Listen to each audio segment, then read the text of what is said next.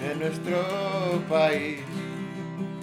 Vengan, escuchen todas las historias, historias de amor, love, aventuras, adventures, and all the bad things and good things that happen to the people of our place. My name is Michael Rael, and this is one of my favorite programs that we do. Claire and Wyman are the brains of the outfit. I'm the brawn. Yeah, Claire. Yeah. Somebody has to have the brains, and that's not us. But today I'm looking forward to. We have this young lady. We have another one that's on her way, hopefully. She had a show to do somewhere today. But Miss Erika Vigil Flores. And she said you have to say all three names. You can't. We just can't go EVF. Yeah, because it helps me remember that. Well, that's why I realized. Anyway, she wrote a book called Healing with Dirt. And so we're going to learn about that book and what and where. And I think your grandfather was a curandero, maybe? My grandfather was not. My family all practiced traditional medicine. Oh, okay. But they didn't quite have the title or call themselves anything. Just knew how to get the job done. Yeah. Aha. There she is. Come on in. Look at that. And both of them wearing hats today. I know. And the other young lady came in right now is Jada. Jada Grant. And come on in, young lady. Hello. Nice hair for looks. The good. The goods. Wow. Thank you. Nice to meet you. So nice Nice to meet you. Is that And this other young lady just walked in is Jada Grant. Lou? Hi. I Jada Grant Lou. Jada, yeah, okay. And she can pick on me because she's half Filipina and I was married to a half Filipina woman. And she's half Filipina, half Italian. Is that what you said? Scottish. Scottish. That's a, well, no wonder she's all messed up. I'm related to Mary Queen of Scots, so be careful. We don't mess around. So anyway, so these two young ladies work with healing the traditional way. So we'll start off with Erika, since you were here, and talking about your book, however you want to go through it. And then we'll ask questions and go from there. Alrighty. All right? Sounds good. This is my book, Healing with Dirt. And I published this book this past January. I self-published the entire book on traditional medicine in northern New Mexico. As I said, I'm a registered nurse. I practice home health and hospice in rural New Mexico. I'm sent all over the place across rural New Mexico. And I'm also a practitioner of traditional medicine. I graduated from the University of New Mexico with my Bachelor's of Science in Nursing. And I return every year. I'm invited by Dr. Chair Torres and Dr. Guevara, so that way I can teach on curanderismo, traditional medicine. And I've been very proud this year to be able to share on traditional medicine of northern New Mexico, because it's a little bit different. This entire book is on traditional medicine of northern New Mexico and our remedios, but mostly it's my own spiritual journey, my own path, and my own healing journey, and how I've learned to heal with things like the earth, the remedios themselves, which is its own chapter, our Catholic faith of the area, also our indigenous belief system of the area, healing generational trauma, which is really prevalent in our communities, and healing yourself and being able to know and understand yourself. So the entire book is a journey of all the things that I've learned how to heal with my ancestral medicine. So yeah, I I self-published, so I learned a whole lot of skills in the process. But it's here today, and I'm glad to be able to finally hold it in my hands and to share it with you all. Very good. Thank So, Jada, why don't you I take have a off? question for yeah. you. What is your best way with the healing with the dirt? Like, how do you use it to? Yeah. So I use it for different remedios, different things. The one that really stands out to me is regardless of what you're experiencing, to sprinkle some of the dirt from the santuario, the miracle dirt. I sprinkle it in water. Chimayo. Yes, Okay. Chimayo, yes. From the santuario de Chimayo, I sprinkle it in a glass of water first thing in the morning. You drink it on an empty stomach, and that was an old remedio in the area of for how to cure several different things and how to heal yourself or even cleanse your energy. So that's my favorite. But yeah, I have Thank you. the whole book's not just about dirt; it's on different things. But the dirt from Chimayo is what inspired the title. So yeah, Thank you. yeah, Beautiful. thank you.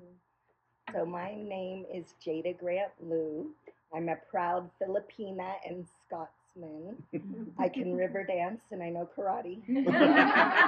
Love it. No, just kidding. No. And wait a minute, do you do karaoke too? Of course. But basically, I'm a caregiver. I'm a postpartum doula in the community. I've helped a lot of mothers and babies. I myself have had a stillborn 6 years ago, and I am now a death doula in the community. And when babies die, they call me, and I come and I bring the roses, and I bring a hot sesame oil, and I do this ancient Abhyanga massage, and it's a chance for them to sit with their little baby spirit.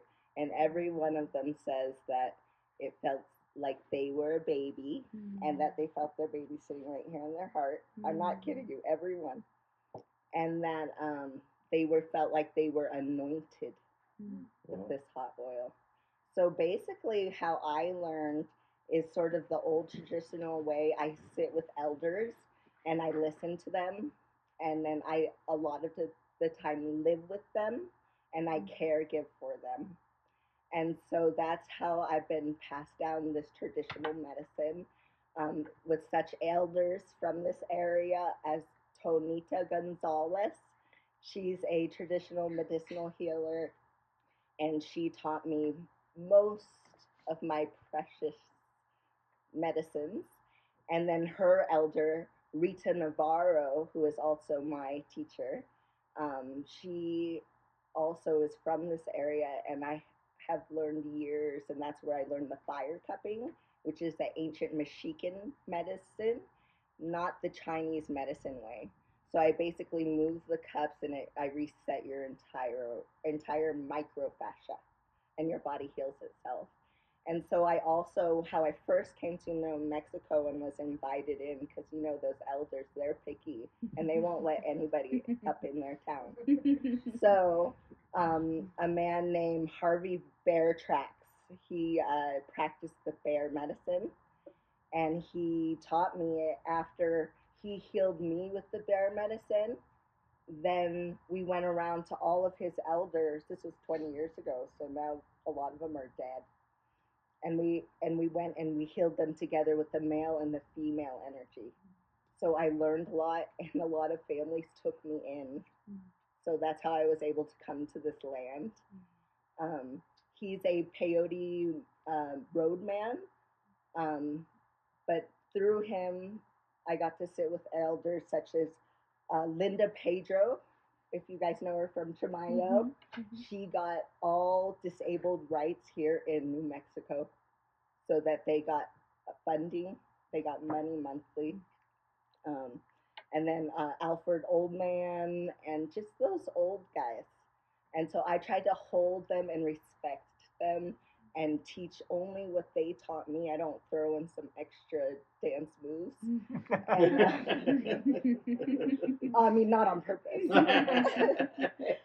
And then also, I'm a gardener, and I just sit with plants.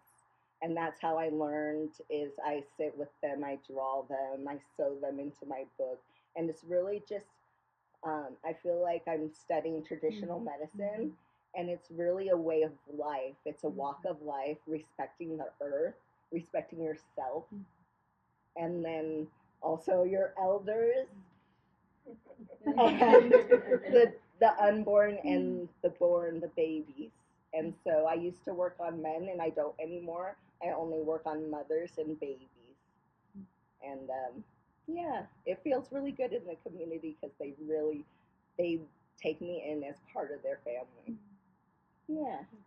And then I just brought some medicines here, and it's all herbs I collect and grow. And so my garden turned into a little medicinal garden. Yeah. So thank you. Yeah. Continue. Any questions so far? No? Okay. Why don't you now you continue something. Yeah. Well, thank you for sharing about your stillbirth because I've recently experienced my second miscarriage. So I started in labor and delivery, and as a nurse, and because I knew I wanted to help transition life. While I was working in labor and delivery, I was drawn to all of the stillbirth mamas and families, and nobody, it was so challenging emotionally. Nobody wanted to pick them up. I always wanted to pick them up as patients. And at that point is when I realized I think I had a calling for hospice to help transition to the other side. And in hospice, that's when I experienced my two losses. So I think it's awesome that we both kind of were initiated through both death and birth in our own way, and also through community because I was explaining last week at the University of New Mexico that I feel like I was initiated. I was formally initiated into curanderismo by a maestra a while back, and then I removed the title from my practice, and I just refer to it as traditional medicine of northern New Mexico. And I feel that I was initiated separately into traditional medicine of northern New Mexico, the way my ancestors were, through necessity, through being called out to a house in the middle of nowhere with no electricity, no running water in the middle of the night because they had no one to call. And you show up and you're like, take me to them. And you go and you see the patient and the client, and sometimes you have nothing as a nurse, as a hospice nurse. I'd show up with nothing because there's no service to get doctor's orders. You can't do anything without doctor's orders. So you show up with your hands, your energy, your words, the plans, whatever they have in the cabinet, and you have to figure it out to help these patients, to support them. So in a similar way, I feel like I was also initiated into the practice through elders, through learning from my patients and learning out of necessity, out of lack of resources. So yeah, I think that's wonderful. When Michael shared your website with me, I said I think it's awesome because she seems to have so many similarities with my path. So I think that's wonderful. And also going to she's in the hospitals, and a lot of people don't get this kind of medicine or care because they don't believe it. A lot of the times the nurses and doctors, they have to believe what they read in a book, but to have her in there to bring in the spirit is so important in a time of death. And what I've noticed too in the hospitals, because I have to go to NICU too, is when your baby dies, they don't.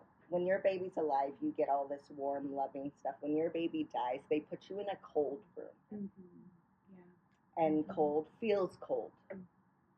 So that's something that I wish they could change.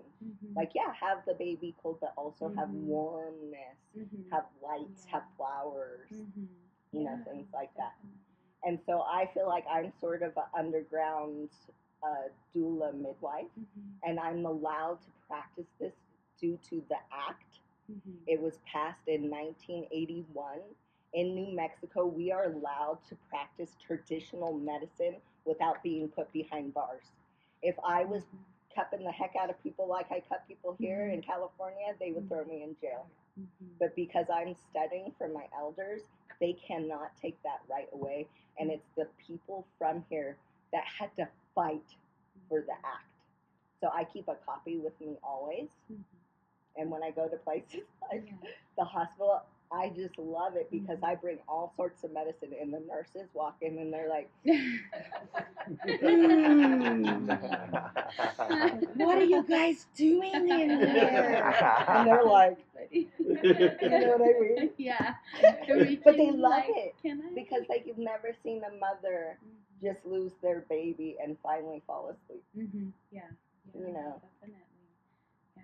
So they love me in there too. Yeah, that's wonderful. Yeah, I think it's the way I practice it in the home to integrate both, which is a challenge. Integrating like Western medicine, traditional medicine.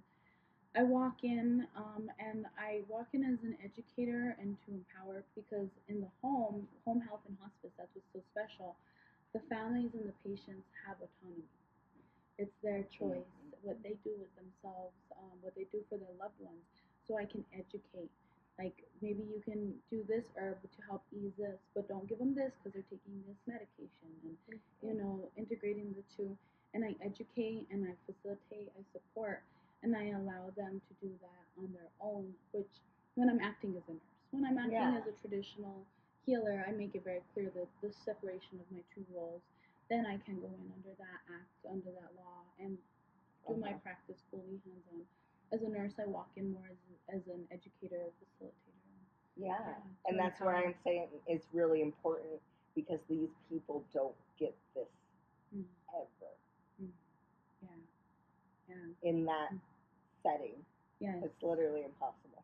Yeah, exactly. Yeah, it is. Definitely. It is. It's a challenge. It is. And I'm honored to be able to hold that space. And I think it's wonderful. We need more people in the community doing that. Yeah. That's one thing I've been speaking a lot about lately in different classes and groups is the importance of integrating the two and how we need to integrate both Western and traditional medicine because especially here in northern New Mexico where I have so many patients that they're like, I don't take Tylenol.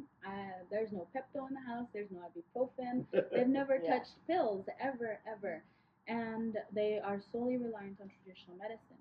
But then certain times come where they need to go get dialysis or they need a surgery. Or chemo, things like that. And that's when Western medicine is needed, but it doesn't fully support the patient. So traditional medicine is necessary for supporting symptom management, just easing them through everything that they experience. So yeah. And I feel like the doctors have lost the humanity, and that's what you're talking about. Yes, yeah. The grandma, the auntie, the loved one, even allowed to be in the hospital. Exactly. Yeah, and I think, especially what you said about your plants and sitting with the medicine, I actually shared a post about this morning, the importance of sitting with medicine, of sitting with not just the medicine, but the person, the client, the patient. And it's a lost art. It really is. Even in traditional medicine, I think in a lot of spaces, it's very much like, show me the recipe for the remedio. I need the counterindications, the side effects. I need every bit of information. And it's not so much sitting with it, listening to intuition or to the patient or to the client. It's just protocol. And that's what Western medicine has become. Western medicine was born off of the plants that our ancestors, the Mayans, the Aztec, the Chinese medicine ancestors sat with these plants and they turned them into medicine that we use today. But because we've lost that ability to sit with the medicine, to sit with patients and clients, that's why Western medicine is really struggling today, I feel. Thinking about what you guys are saying here, I was married. My third wife was a spiritual healer, and talking about helping people forever. But she said once in a while, whether you like it or not, you have to go see a psychiatrist or take some type of medicine to help the brain. And it's so fascinating to me that when I see people around here and I say, go see a curandero, go see somebody traditional. Don't go to the clinic. Don't go because my experience with Western medicine is they mask. They don't cure. I mean, they do amazing things, replacing the knees, replacing the hips. I've been trying to get a brain replacement, but I haven't found one. found the right fit. Uh, There's no head big enough. I guess. When you have an ego like mine, you know. You gotta fly. You picked up on that in 30 minutes. You figured out how to Oh yeah, I know a bunch of them. I call them fat heads. That's it, right? Big old fat heads. Yeah. So I've been having problems with my hips, my knees, and all that. So we going to a good chiropractor. But you gave me some ice fire, whatever it's called. Fire and ice. And they had done radiation on my leg to get rid of the pain. This stuff got rid of it Faster. in 3 days. It's so much better than radiation. Let me tell you. Sure. So the thing is, what I was so excited about today is that to learn more about, like, in your book here, what is your favorite part of the book? Your favorite chapter, however you want to put it. My personal favorite chapter is, I have to say, let's see what chapter is it. I know which one in my head. It's about healing generational trauma. I believe it's chapter 2. Yes, chapter 2, mental latte for ancestral wounds. Okay, so explain a little bit generational trauma. So, in that chapter, I talk about everything that our people of the community of northern New Mexico have had to endure from before the Spanish, just the attacks on each other, the different villages battling each other, the violence that was there for survival. And then when the Spanish came, the conquest, the assimilation, the oppression that came, and the pushing out our traditional medicines, our traditions, our language. And then after that, we had so many more things that came in that oppressed us as a people. Different types of assimilation, like in the 60s, and how, there was a lot of hatred towards brown people, towards Chicanos as well in the 60s.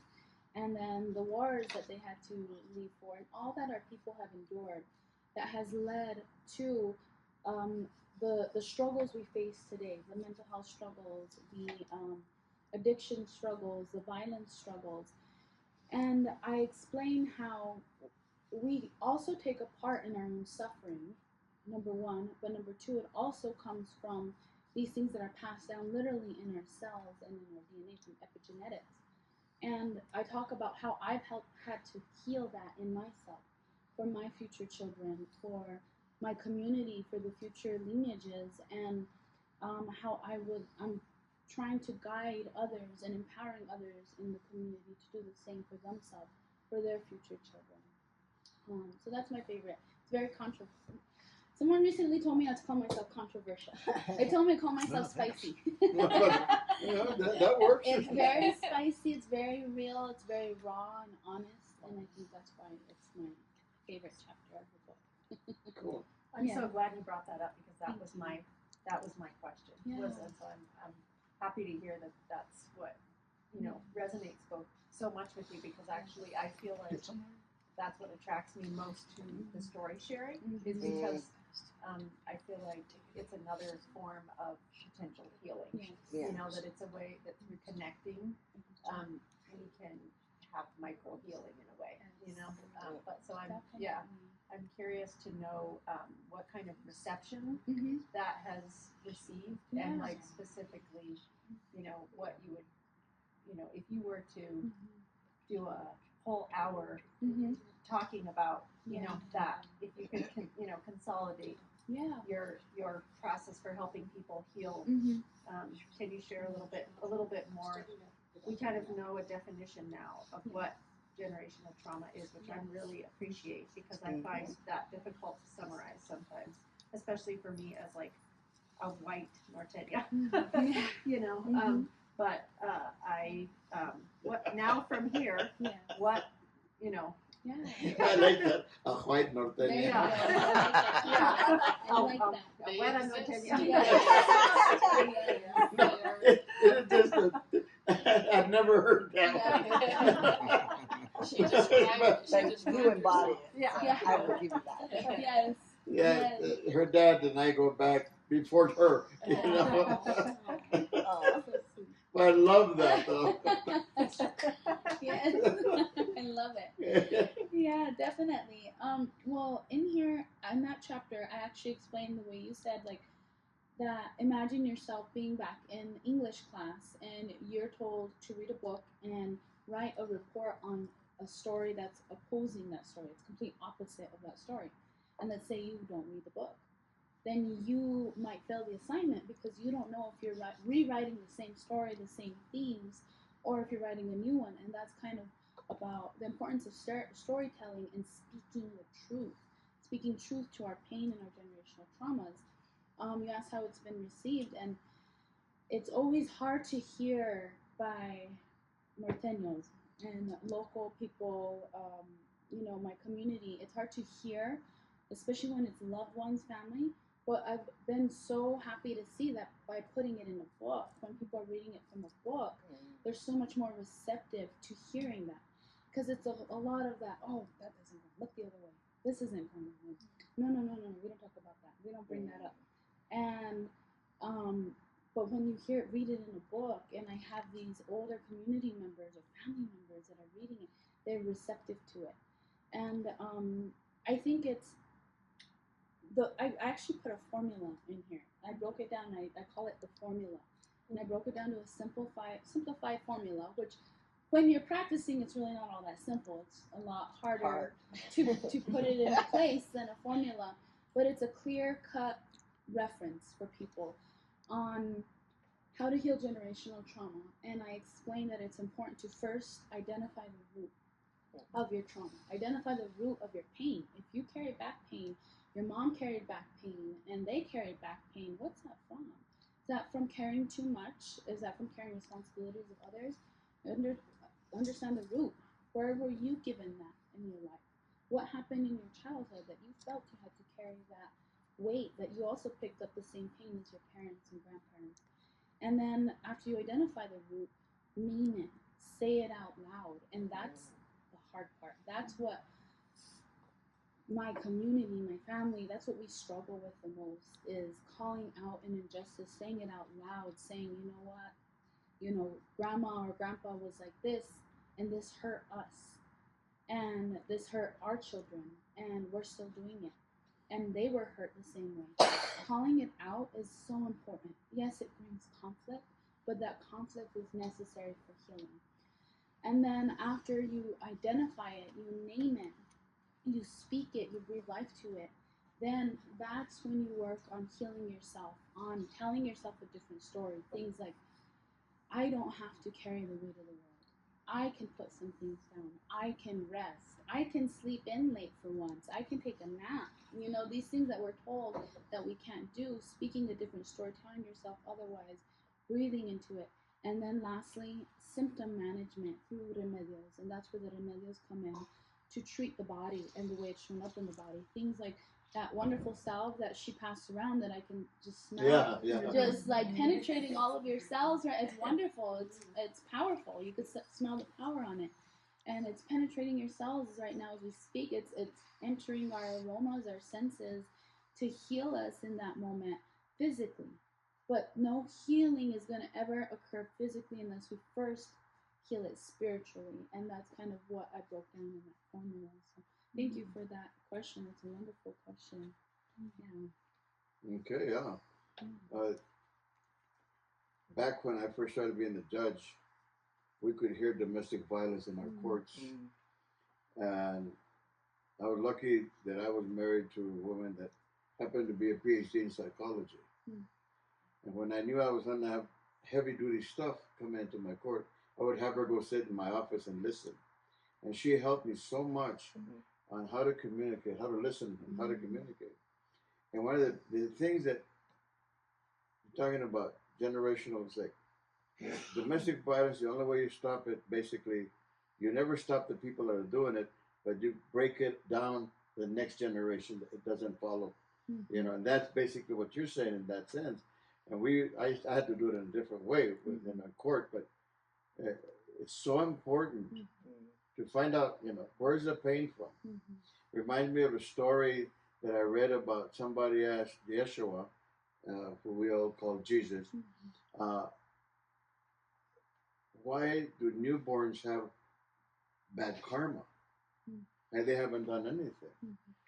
And he answered was, well, maybe that child didn't, but someone in his ancestry did. So karma carries. So the pain that you're talking about that we have to find, to me, it comes down to saying, all right, like with what I'm going through, and the lady and all that, I realize this: I'm going through some bad stuff right now. Okay, but it's mine. I own it, and I will beat it. I need help once in a while, and I figured you guys today could probably just, knock it. I'll go get my taser. He asked for it.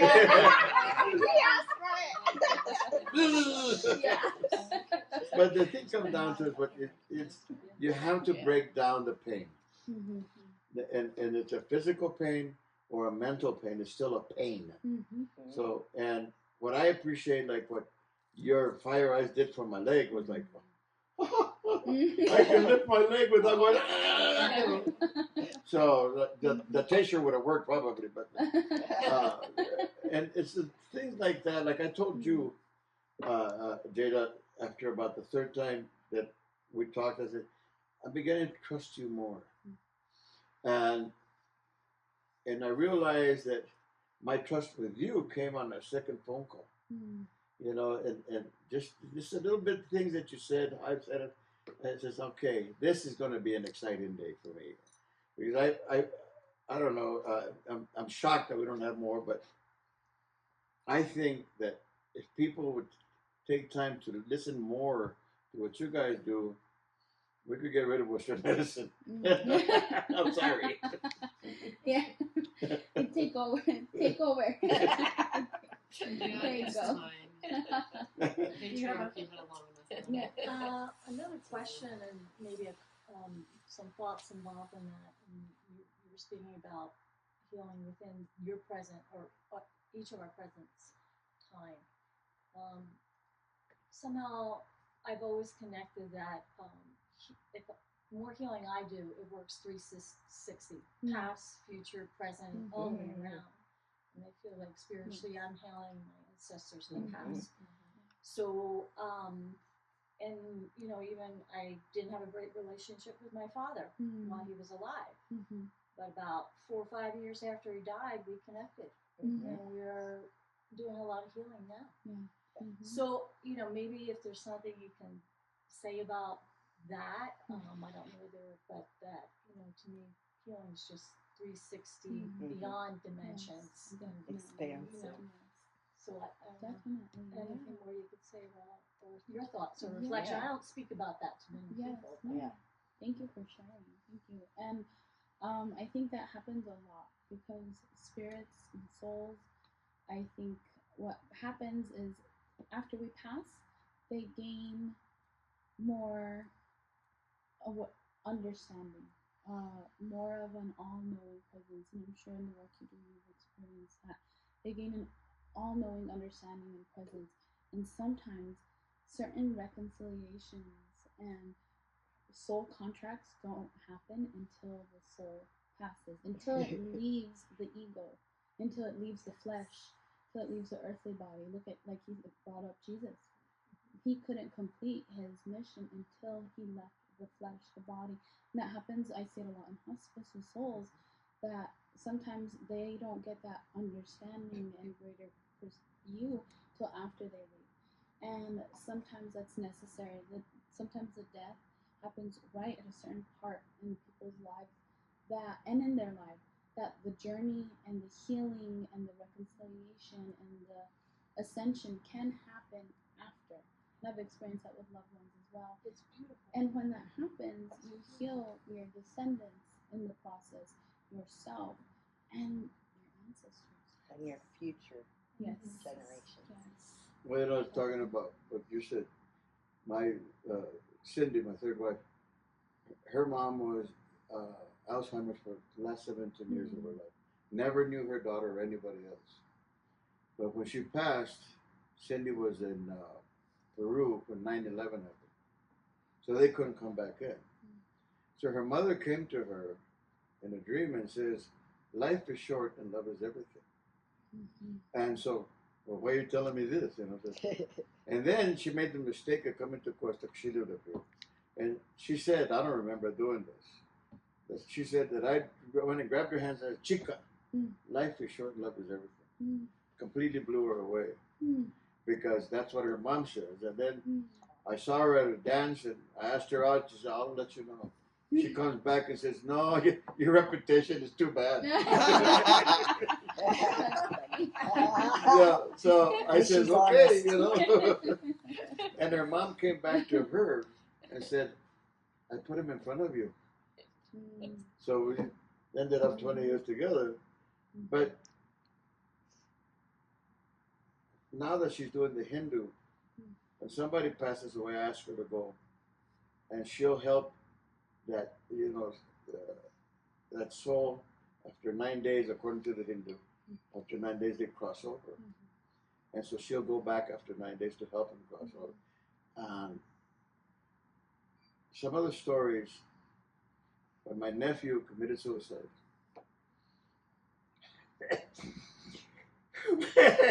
Sorry. She came. He was mad at the world. I bet my family's mad at me. So she brought Yeshua with her. And they calmed him down and said, we know why you committed suicide, to save your family from the people that were after him for the drugs. So that's it. When they had another gentleman die here in Cuesta, I sent her, she went. After 9 days, when he was a crossover, he took with him over 100 Vietnamese souls. That's why he did what he did. What he did in Vietnam, nobody knew, because his wife, he would never allow his wife to go into the counseling. So it's all there. It really is all there. And I did the ayahuasca. I don't know if you guys know what the ayahuasca is. It's you drink the ayahuasca and then you go up here and there and everywhere. I went back in my lifetimes, from what I could tell, it was either one or two things. Either a warrior or a priest. That was it. And in I went back and with the ayahuasca was help to battle myself, who was a priest who lost faith in God, but was trying to make people believe in God by torturing them. And that's what I was doing. So I had to go beat the heck out of myself to do that. So it's interesting. Karma is something that we don't know. We know it's there. We really don't know how it handles, but we know it's always there. Now, you guys come here now and tell us we need to work from back here to get here. And that's basically what you're talking about, from the past to the future. Yeah. Real life. Yeah, so I'm sorry I take over here, but please continue. I would like to respond to you as well, because I've been studying to be a curandera. I've been practicing. And I was such a good student, I did everything right. But once my baby, Penelope, once she passed on, I had 1 foot in the spirit realm and 1 foot, well, mostly both foot in the spirit, but 1 foot on earth. And she really became my ally. And I all of a sudden understood what I was studying. Oh, I see it. I feel it. I smell it. Whereas before I was going through the motions, but now that I got to experience death, my baby died inside of me, and death is kind. Death is gentle, profound. It's a huge healing, and that's what you're talking about. When someone dies and when someone's born, there's this giant light portal that comes through the heart to the mom, and it comes back around. You can literally, after birth, heal all of your generations. Every person that comes and touches you and that baby can get a huge healing. And same with death. And that's what I felt when you were telling your story, is that it actually took your dad to die to realize why he's dead. Mm-hmm. Does that make sense? Oh no, absolutely, and I Yeah. understand that. But yeah, I don't hear people speak Talk about like it this. a lot. Mm-hmm. And then so my grandma actually passed 3 months before my baby passed. And when I close my eyes, I see my grandma smiling, swinging the baby, and I gave my grandma a baby. And my grandma had 2 stillborns. She had a baby, her first baby, Junior, died at 1. So this is generational trauma. My sister had a stillborn the exact same week, age I did. Wow. And we're 2 years, 2 days apart, Gemini. And guess what? My baby is 2 days after that. So June 7th's my birthday. June 9th is my sister who had a stillborn. And then June 11th is my baby's birthday. And she died on June 10th. So Wow. we celebrate those 2 days are big. And basically, after I had this experience, I understood that there's spirits all around us. And that I could understand people when they talk about death and about their communication with their loved one. I get it now. And I love my elders. They always make a spirit plate before they eat. They feed their baby. Wow. They put water and I just love that because you want to care for them so bad. And then one last thing, when my baby died, the lesson that she basically handed down to me is you cannot have life without death. That's true. You cannot. And then, I had a baby rabbit die and I was crying around, and Penelope, my daughter's like, Mom, why are you crying? Didn't I tell you? Oh, you didn't get it? You cannot have life without death. And then I also feel there's a sacrifice happening as well. And sometimes, like, somebody's animal died and they were so upset, and I was like, what did that spirit animal, what did they sacrifice? Are you alive today because of that? So I thank them for their life. Yeah. Wow. And so I'm so happy for your dad and for you that you get to experience that in this lifetime, so you could pass this on to your children. If I can just share a wee little story. Yeah. I went to somebody who's a medium, and she says, "Oh, your father's here."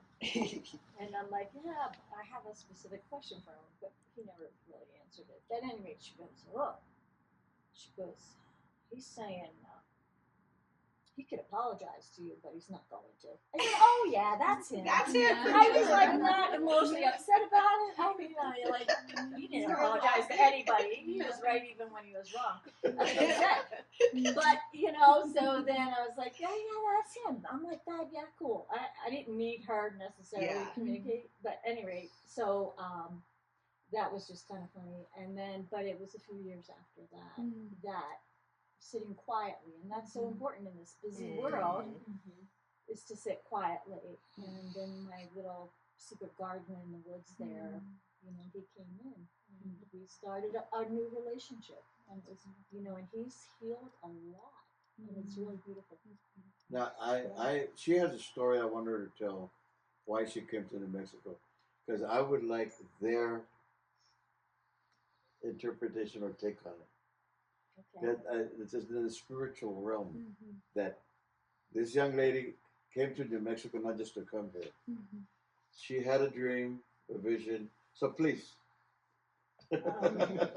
I know it, but I'd rather you tell it. Well, so I was telling Miguel, right, that I just really started talking about this Singer's experience that happened about 7 years ago. So, and I'm on video camera. I don't even do Facebook, but it's okay. This is part of the whole situation here now. Yeah. It was 4 o'clock in the morning. I had this vision dream, and this woman is about 15 feet from me, and she's dressed in blue and white, and she's just standing there. She doesn't say anything. But she has a headdress on that I've never seen in my life, and it's a tablita that they wear on House Pueblo. I found that later. And I was thinking, I've never seen anything like that. I tried to research it, couldn't find anything. And then 2 or 3 years later, I ended up I was being called to New Mexico. Like all these things kept coming in, and finally I'm okay. And then I saw this brochure that somebody brought into work, and it had an organized trip on the week I had picked for vacation 8 months prior, you know, and I took it. We went Albuquerque, Santa Fe, and Taos. But when we were in Albuquerque at the Cultural Museum, well, we were walking around the outside, and there was a lot of statues there, artwork, and there was this statue by Stella Loretto, and it was a woman in blue and white with a tablito on it. And I was like, okay. I was called to New Mexico, and now I see this. And then the journey has been, I've been here 3 consecutive years now to find that out. But I skipped a part. So the first night, she just stood there. 2 days later, she came back again, and she spoke to me. And I don't want to share this part of it, but she asked if she could touch my heart area. And she said some things, and I'll just leave that quiet for now. And then she said a lot of different things. And when I came out of it, and that was at 4 o'clock in the morning too, I wrote it down in the journal. And it was wonderful and overwhelming, and I didn't feel worthy, and I was, not confused, like whatever, because I'm a spiritual person, but what do I do with this? Who do I talk to? Where do I get this? And that was before I came here. So I put the journal away, and then, of course, things get boxed up, and I don't even know where the journal is now. Hopefully I can find it and reread it. But the journey has been to return. Last year I went to the Taos Pueblo, because my understanding is they wore that tablita, but we ended up going to a different corn dance, and they didn't wear that, so came back this year for the corn dance to see the Taos Pueblo, and it was raining off and on that day, so they didn't wear their headdresses. And I thought, because I was thinking maybe I'll be done with this year, and then it's like, no, I have to come back again.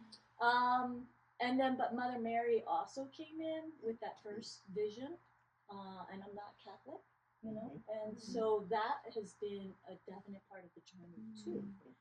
And been coming back to Chimayo, if I said it correctly. Yeah, we practiced that. And I even painted with one of the artists locally. I painted Santos of Our Lady of Guadalupe, and so I'm just listening and following and the best I can, and see what happens, and see if I speak. Somebody has something for me. This is why I wanted you to talk. So I hope I haven't taken up too much time. No, but this is it. See, you have 2 people here that I feel can interpret what's going on. Right here. This is, their spirituality is way up there. I'm sorry. And to add to that, my grandmother was from the Plains, Ohio, Indiana. She, when I was the youngest grandchild, and my older cousins would say, or my sisters, that she used to say, shh, don't tell anybody that I'm Indian. And so, there's been a journey in that I've had a lot of, roadblocks and whatever. But I'm like, being called to New Mexico is just very but I'm saying, okay, say yes. Open your heart, say yes. All right. Which one do you want to start first? Which one of you want to start first? Anything to say. Miguel just wanted me to share. Well, that's definitely the medicine of the land is calling to you, and I think it's beautiful that both the Catholic and the indigenous side of the land is calling to you, because that's what we all carry. We all carry, we drink our osha and then we pray our rosary, and that's what my book's about. That's what Northern New Mexico traditional medicine's about. That's what New Mexico's about, and I think that's beautiful. And making amends. Something I also talk about in here, it's important making amends between the two. That we do that now, because in the past our ancestors struggled that battle. So being here now, being called to certain places, certain medicines, certain healing to make amends of the two is so important. So I think that's beautiful that both are showing up in your life. And if I can respond to that, I think a lot of that is like, how do I weave these two? Because because I've had a relationship with Yeshua since I was a teenager. Mm-hmm. So, but how do we weave this together? And this experience, this time coming here, has been that how that is woven together, and it's beautiful. Yeah. Jada? I'm heard this so many times, and it happened to me too. The mountain literally calls you here. You don't really have a choice. No, I didn't. And the other part of it is the mountain will spit you out if you do not respect it here. Not you, but I'm saying I've seen people come in here doing drugs and taking advantage of the native cultures and exploiting and then appropriating and practicing, and the mountain will kick you out. No one has to do anything. And so I think it's the spirit of the mountain, and it's literally spirit. Like I see it in your eyes. You have a spirit. And right now it seems like a lot of people are NPCs, non-character players. They're just operating as computers, and they're not human anymore. So when we see each other, we're like, yay!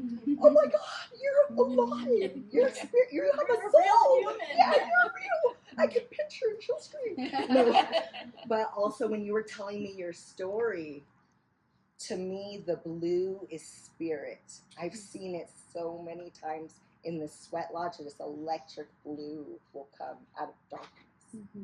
And so my suggestion to you is to listen to your heart and get into the sweat lodge, get into the Sundance on the Pueblo, get into the sweat lodge, and like my elder would say, tie everything you know up in your little sack, tie it up, put it on the tree outside, and then go in and learn something new. Wow. And you're gonna love it. And so I sit with Marie and Torin on the sweat. If we exchange information, you're welcome to come, and I can sponsor you to be there.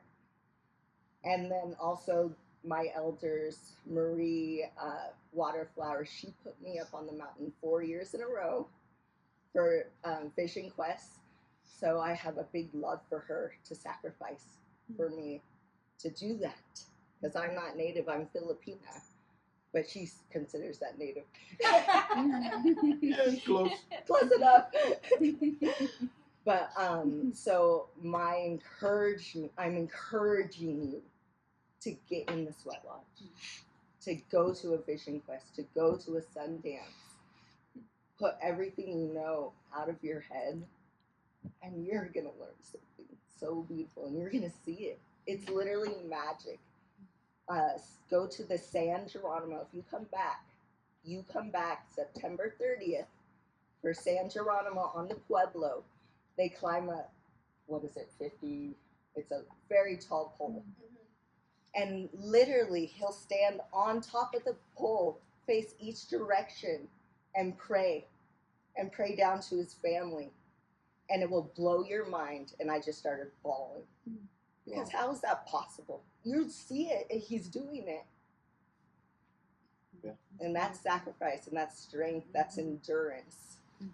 And that's what our grandparents held for us, so we could sit here today, because we wouldn't be here.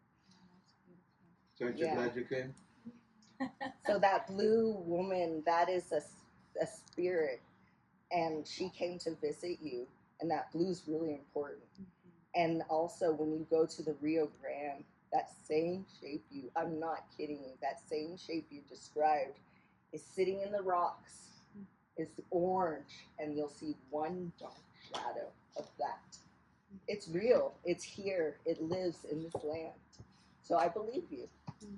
It's beautiful, and thank you. Thank you for your patience. Thank you. Yeah, I feel, Thank you. I don't usually share this openly, so thank you for sharing. And to add to that, it actually takes hardship. The digging with what you did with your father, the looking up close. It's not easy. You think it's fun? Like, I want to go to a TP meeting. Oh, you think it's going to be fun? Because you're going to peek your brains out, and you better pray harder. I don't know what else to tell you. I love it. I love Pray, your, pray, pray. Every day. I love the description. But so thank you, because that got me all excited, because I saw that too when I was brought to the mountain too. I saw that same shape. Wow. Thank you. Thank Both you. of Yeah. Yeah. Anybody else have any questions or comments would like? Sharon? Well, I just want to say that I was brought here calling as well, not a calling. So everyone in Cuesta is great, and I've heard your story, and I feel the same way. And actually, I think in 2024, listened to something similar about what you wrote about. I don't know if you guys have ever heard of Gabor Mate, but he's about the body, mind, and soul connection. And so it's just a reiteration of everything that I heard then and why I'm here too. So y'all made me cry. Same thing. Yeah. I mean, I got called here too, and it was through Goranderos and that I studied with in Oaxaca. It said you've got to connect to your mother and the mother, and that started the whole process. Started to tell us all. Yeah. So now my life is completely different, and now I live here. And hallelujah. Yes. Yeah, and And you made the change. I completely blew up my life to be here. And no one else would do it but you. Same goal, same. Yeah. Good job. Congratulations. It's not easy. It's a happy place. Yeah, it is. It's worth it. Yeah. Yeah, but that's why to me today was so important. And I in being married to a spiritual healer is number one, incredible person, and then to meet two others that, first of all, both of you are just still babies. You know, you are both of you babies, but you have a profound knowledge that is way past your age. You guys are in the elder version of what your knowledge is. And that's because you guys have taken that ride the proper way. You know, you talk about, working with the elders. You grew up with the elders in a sense, and like here in Cuesta, we had a couple of curanderos. We had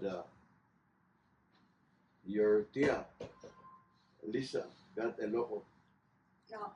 The mal ojo, which is the bad eye, and they had to take her to Houston or Dallas to get her get rid of it. Yes. Yeah.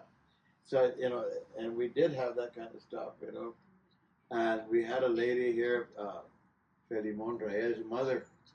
She would heal your body with cups. She put a heated cup in those on. And then she'd work on it and say, yeah, those.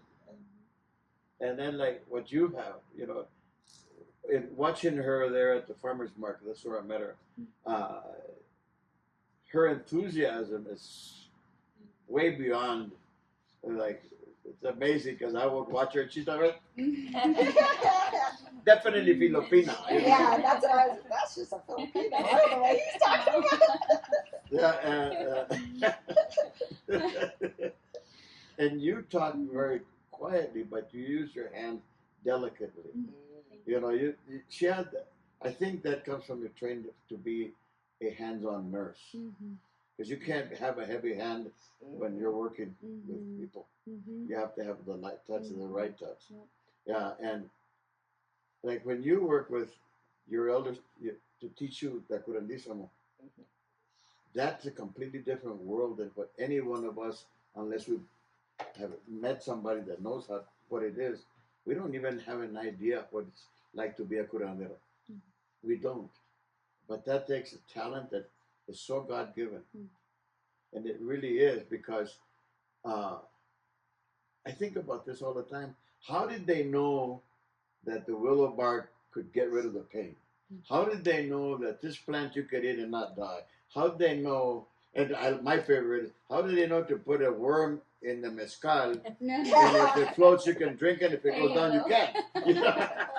There you go. But those are the kind of things that, people learn, not because they were smart, but because they listened. And this is what you two have been doing all your life, is listening to what's inside of you. You started that with your dad, listening. I may be sure you were listening before, but what I'm saying is you started, all of a sudden your dad was able to communicate with you. And it's so, that portal. yeah, that's that portal. It's like, we were talking earlier about cats. And that, Good medicine. yeah, and what I read was the group called the Anunnaki, who supposedly started our civilization, were watching the kids, the civilization grow, and that the kids at night especially would look at something and they'd be scared, and everybody would come in, they didn't see nothing. Well, the Anunnaki realized that they were looking at a portal because their brain had no prejudices. So they brought the cats to help, because the cats would protect that portal. And I sent that to my former wife, who's a cat lover. And she says, I love the story, but the internet says it's a hoax. And I said, wait a minute. The Egyptians, why did they revere cats? Why? Is this why? So, and according to what she believes, all cats have one soul. And it makes sense to me in the sense that they can all see the portal. So think about that. It's just little things like that to me that the world is so incredible. It is. It's like, and to meet two young ladies here that their knowledge so past their age. Like, Well, sort of to go feed off of that, it isn't though, because it's really about what you guys are trying to teach everybody. It's about oral tradition. And the reason we have it is because our grandmas told us it. yeah. No, I was my grandma's road dog. We went everywhere together. Sweet. I was her favorite, and I can say it because it's true. So it's not us going back. It's us gathering all the knowledge that our great grandmas, great grandpas gave us, and they're like, "This was." Well, that's what I'm saying. And they're handing it back to us. Yeah. No, it's a wonderful thing. Honestly, when you say that, what's so interesting and so beautiful, I don't know if you know this, my grandparents are from Rancho Yacaus. Okay. My grandfather, his name is Bobby Vigil. Okay. And he was an hermano. I don't know if you know him. But he was an hermano. And while he was alive, he was the sweetest, purest, kindest soul. And he would sit and he would show me as much as he could about with his alabados and his books and his, prayers and stuff, and as much as he possibly could. And then he got dementia, and towards the end of his life, he kept trying to give me his books, the Morada books, like with all the important information. I said, no, Grandpa, no, I can't have those. Those are yours. And then I'm not supposed to see this, Grandpa, and I give him back. And I even have it on video. I interviewed him once, and he was like, I want you to have this. And I said, Grandpa, I can't have this. I can't look at it. And I'm not a man. I can't be in the Morada. After he passed, he's been my maestro. Like I said, I was initiated in the curanderismo. I had a maestra, and then her and I parted ways.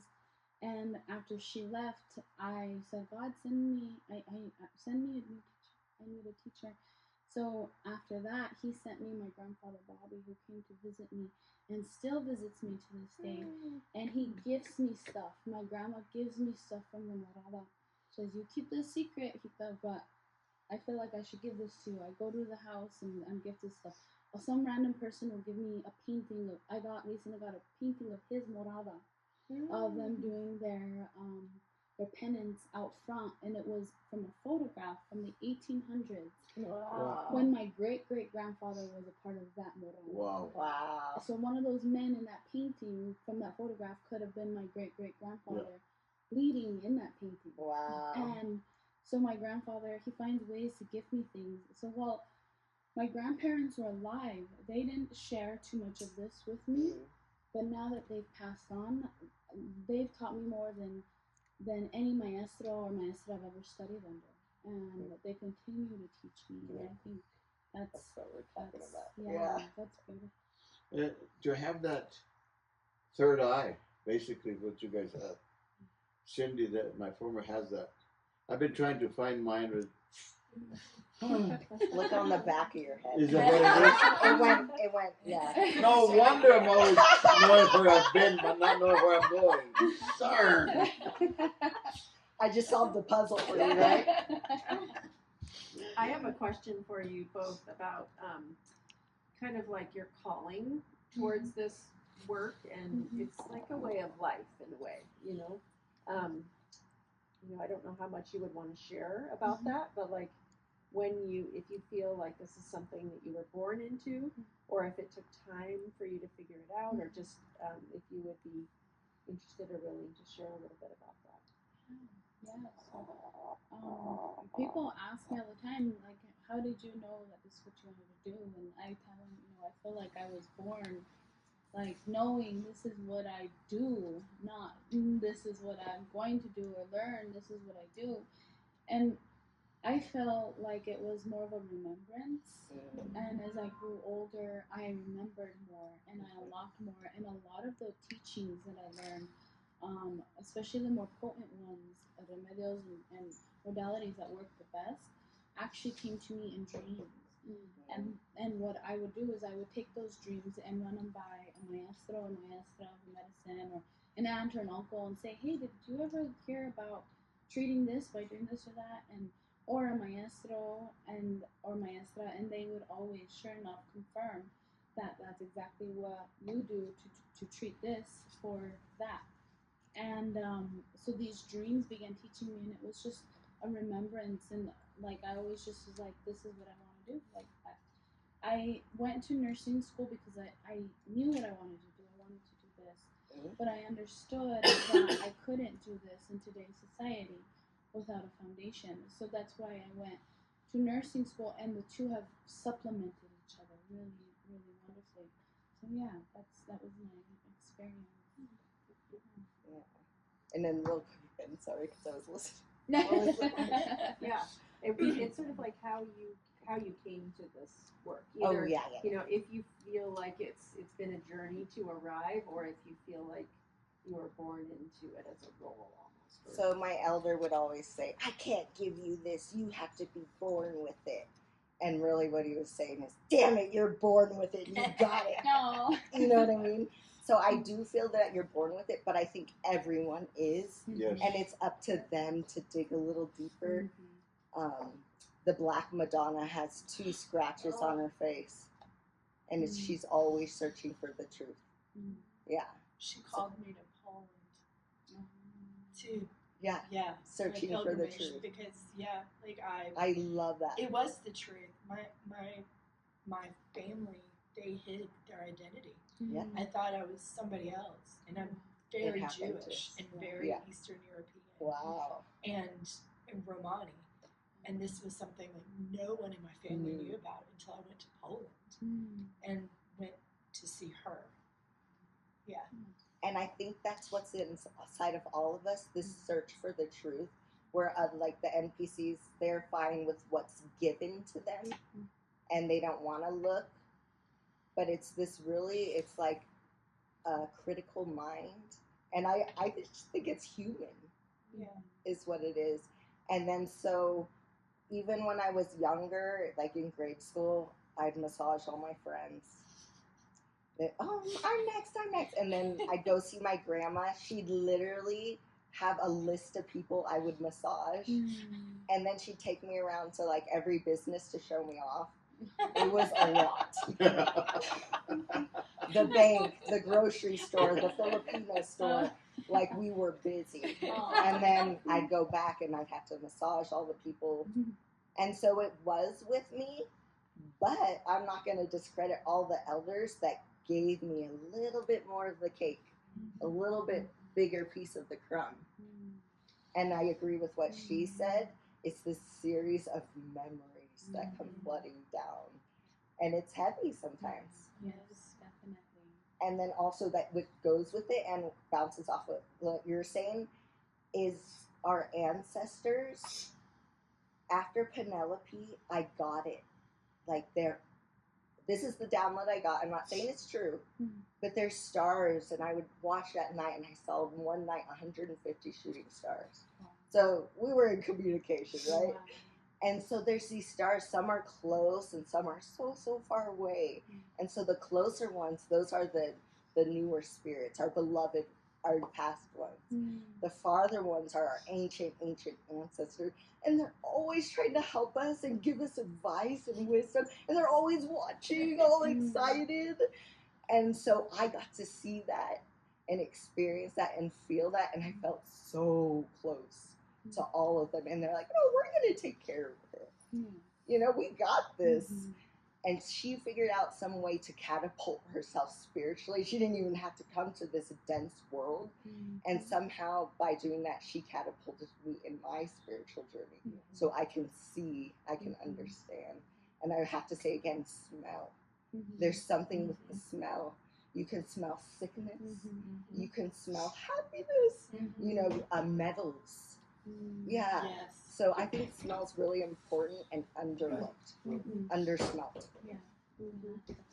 You're talking about, you know, that everybody has that healing. Yes. And Yeshua would say that. You don't need anybody. You have the healing power. Of course, the Catholic Church says, no, you don't. You have to come through us. You know, that's what's so bad about religion. But we all have something as long as we're not afraid to open that eye. And this is, you guys were given not only that third eye already open, but you were taught how to use it the best way. And it's an amazing thing to me. And their third eye is opening, you know, that really hard now. Yours did. And we all have something. Some are more spiritual than others. And thank the Lord that we have spirituality here, Cindy, because I'm just the opposite, literally. I don't remember dreams. It's like nothing. It's just like, I work on a line. And if I have to go this way or that way, my dad always said, pride. If you can't get over or around, don't worry, go under. You can bring pride back up. And it's true. Because I've fallen many times, you know, and I mean, I have fallen like. Look at his knees. Past my knees. If I go past my knees, I can't even get back up now. But the point is that we all have something inside of us. And we're lucky if we're able to use it. You were given that. I know Pilar has been given that. Glenda has been given that. And so, I'm sorry, I forgot your name. Susan. And I'm sure that Lisa back here has, because she's gone through a lot of stuff lately that has opened her eyes a lot. And Betsy, I know, has it, because way back in the days when you were still doing candles and your life had to do stuff that was crazy, you know, and we all have something. And you guys are lucky that you're able to feel it and work with it. And you two are bringing more to me that, yes, all of you have it. I know damn well that I have it somewhere, but. No, you have it. You have it. I deal with a whole lot of people who don't have it or don't try to recognize it, and you definitely do have it. You're very, as my nieces and nephews would say, you're very woke. You are. You remind me a lot of my other grandfather, Anastasio. He died at 97 years old, but he was very open-minded and very with it, and he understood a lot, and I see that a lot in you. And you know, going back to what you guys were both explaining, one thing that calls to me a lot is in the Bible they refer to Jesus. They refer to him as the one who they turn their faces from, right? The one from whom they turn their faces from. That it's hard for people to look at his face. Most people can't. I feel that we are all given that gift, that ability to communicate, that openness, that connection, but it only comes from being able to sit and look at the pain, look at challenges, look at lies that we need to find the truth, sit and look at, our feelings, our emotions, our experiences, what our parents did right, what they did wrong, what we did right, what we did wrong. And that's where that comes into mind all the time, the man who they turn their faces from. Because as human beings, we often want to turn our faces from the hard things. But in the hard things is where the medicine is. That's where the teachings are. That's where the ancestors are. That's where the healing is. So, yeah. So I have no place to fucking do anything. You ever watch people fucking harassing on me? You can even have some. Yeah. I'll give him some kava later.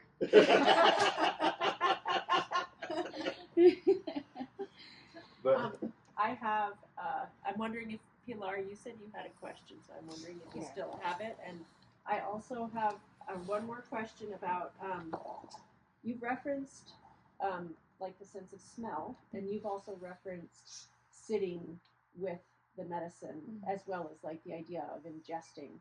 And so I think that the idea of, in Western medicine, it's always about like an action or, an actual like taking something in. And it feels like traditional medicine just kind of blows that top off and looks at all the different aspects of our being, and also, kind of eliminates the time continuum. So I'm wondering if you could just tell us a couple of examples, or share with us how that examples of those things come into your practice in like tangible ways, like with smell, or nothing that would breach any kind of privacy of anybody or anything, but if you that could help us encourage us to opening our minds to more of that, and our listeners. And definitely. Well, there's they call them the clairs, the clair cognizance, clair audience, clair, I can't remember what smell is, clair. But there's a medical terminology for heightened senses. Claircognizance is heightened knowing. Heightened hearing is clairaudience. And then clairsentience is heightened vision. And then there's one for smell. All the sense. And everyone is gifted these at birth. But society, life, pain, conditioning, lies from that we're told are what silence those things, and they get buried over time. So as we grow as adults, we have to unbury them. Have you ever noticed how children are always noticing, oh, there's a ghost there, or they point at things, or they see things we don't, and so do dogs and cats, because we were all born into this world with that ability, and society and conditioning buries it. So our mission on earth, everybody, just as, and I reference the Catholic Church a lot, even though I'm a little bit of everything, but I grew up Catholic, is, they say everyone's called to be a saint, is what they say in the Catholic Church. The same thing across all religions. Every human being is called to have those gifts and born with them. It's a matter of uncovering them. So through pain and sitting with life, sitting with things, not running from it, that's how we uncover them.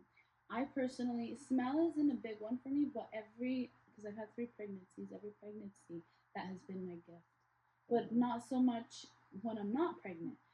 But for me, I see and I hear. So I can close my eyes and I can see visions, I can see images, I can see figures and shadows or different scenes playing out, and I can hear messages or deep knowing, the claircognizance of knowing messages from ancestors, from God, or from Mother Mary or my grandmother, depending who it is, or also knowing certain things like I shouldn't leave the house today, or maybe I should take this other road. But it all comes to sitting, just learning the importance of being still. In the Bible they say it so many times, be still. So many religions and faiths believe in being still, because in being still, that's when you can hear. That's when you can see and smell and taste and touch. And that stillness is how we strengthen our gifts. It's just a matter of getting yourself to that. And it's so hard today, in today's world, in our society. We're pushed by the energy of the flesh to move, go, go, go, because the spirit is calling us to slow down, to be still. So that's my experience. Yeah, and basically it's very parallel to what she's saying, is when I got to do my first vision quest, I was like, oh, I want to receive a vision. I want, you know, the star beams to come down, and you know, I was expecting, you know, some big grandeur thing, right? And basically, I went up there, and when you were saying, oh, taking something to feel better or gaining something, it was, I think, the most effective when you take away. You don't get water, you don't get food, you don't get a bed to sleep in, you don't get you don't get your coffee in the morning. Like, so it was more like going through suffering opened my eyes to creation. And so when I sat with, basically, it was sitting with Mother Earth and all of creation and nature, and they literally let me back in. And then, so I was like waiting for this vision, and it was literally the first day. I was just waiting, and I thought I didn't get one. But so the first day when I was little, and this is what she was talking about, when you're little and they say, oh no, you don't see that, and cover it up. I would see orbs everywhere. And I thought there was like something wrong with my eyes. And I asked my parents, and then people are starting to act like I was crazy, so I just zip it up. And so I'd see orbs, big ones, little ones, tiny ones, snake ones, two-headed ones, and they'd come down, they'd like kiss you. And then, so this first day of the vision quest, I hardly even went very long. All these orbs came swirling down. All these ancestors and drank from the water and had blueberries. And I just sat there and wept and wept and wept into the earth. And I didn't know that was a vision. I just thought those are orbs and they're eating. But what creation gave me was, he basically handed me all of my talents, and he said, no, that was for you. And he handed it back to me. And what he gave me was self-confidence. He gave me self-esteem. When I was on my first one, a moose, I guess I was in his spot, came down, boom, boom, boom. And a moose is self-esteem. How they walk is like, get out of my way. You know what I mean? They're so proud. And they don't have to move for anybody. And so that is my teacher now. And then my elder would say, no, that's not your totem. That's your ancestors coming down to visit you. So one of my big ancestors. But I think just sitting with Mother Nature and Earth, like you said, being quiet and listening, like the birds and the bees and all the things that came around, and just being part of it, and it gave me the most excitement, because it literally took only 4 days of no food and water to find your way back to God. So if that happens on a large scale, I was all worried before. Now I'm like, hallelujah! We'll be cured in 4 days. It won't take that long. And they're like, no. I'm like, yes, Star. I want it for you. And it will happen. I've seen it time and time again. You know, you're talking about being still. When we went to Peru, we went up to Anzungante with a shaman. One of the things they told us to do, go find a spot by yourself. And I climbed up a hill, and there was a little stream running. So I went and sat by. They put 49 rocks around you. And then sit and just meditate. And twice during that meditation, I heard the condors come. And I looked around, there was nothing. And the shaman told me that later. I said, because I was the only one that it happened to. And he says, you have more power than you think. You just got to learn how to use it. And apparently the way I use mine is by helping people through when I got my big heart attack that I came back home, I ended up helping about 8 couples save their marriage by listening. And I guess that's where my power is physical listening. And because I would say something once in a while, I go, where'd that come from? Yeah. You know, it's like, and that's basically what life is to listen. And once in a while you get, like you said, sat on. You don't know. but you just got to be able to accept. Yeah. And any more questions from anybody? Yes. Maybe you answered a lot of the questions I had, but if you agree with the sentiment that your practice is decolonizing, like, you know, would you please speak to that? Definitely. I definitely think it is because, especially my situation, traditional medicine in northern New Mexico came from, it has influences of everywhere, of the Spanish, and not just the Spanish, but the Jewish that came with the Spanish, the Moors, the African influences, yes, the French, and they all had their own practices, their own traditional medicines, their own folk magic, and it came with the Spanish, and then we had our indigenous practices that were here before, and they all mingled, and that's what traditional medicine in northern New Mexico is, and it's been labeled, it's been passed around, it's been forced into other cultures and other things, and it's been titled different things, it's been forced to wear different regalia than what it truly is. So my entire goal at the moment is to decolonize traditional medicine in northern New Mexico.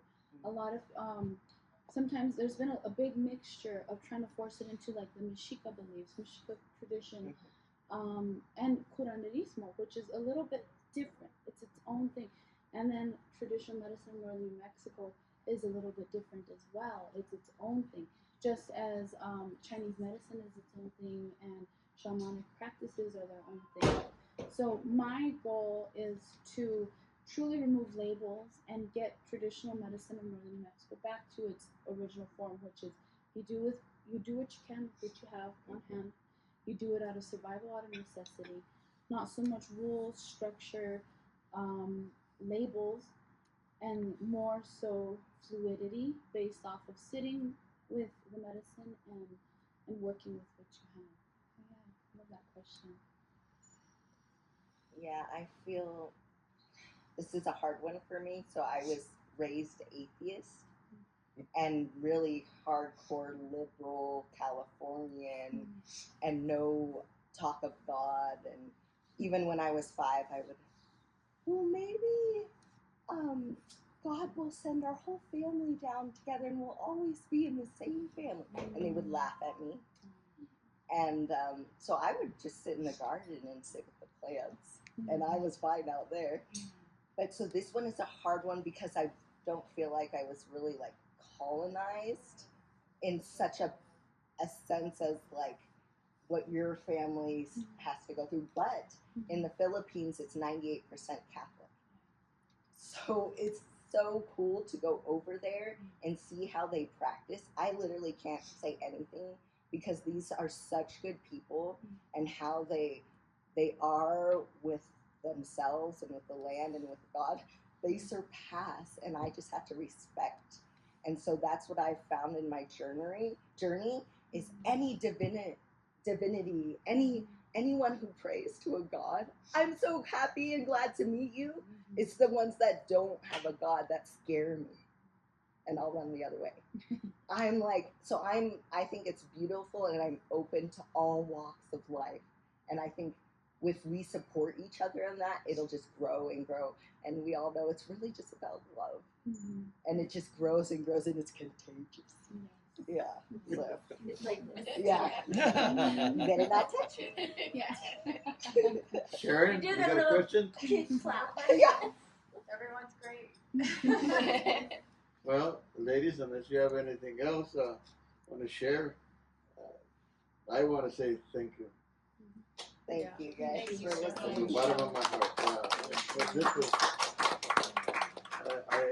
I think this is, other than the mothers, all the mothers, this is really like that because it's so heartfelt. I mean, everybody we've had has been really great, but there's some that just hit a little bit deeper. And thank you. Thank you for inviting us. Yeah, and I would like a book, and I need some more of your stuff and all of your stuff. We'll suck you up. Hey, it's nice not to have to take pills. There you go, yeah. Wonderful. I have to take my aspirin, my 81 aspirin every day.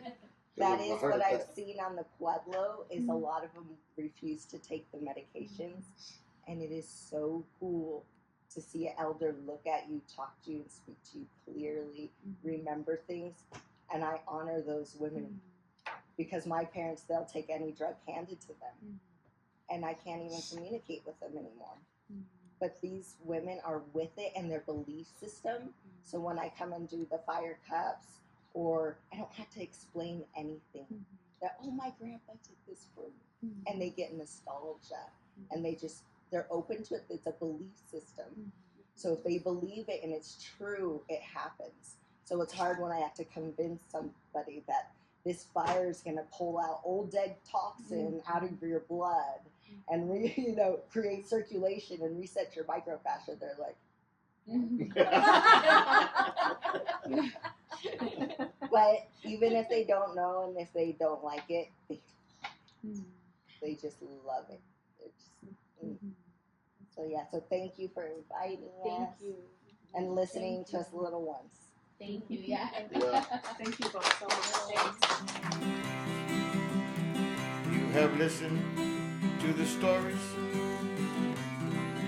Vayan y digan a todos que vengan a escuchar las historias de nuestro país.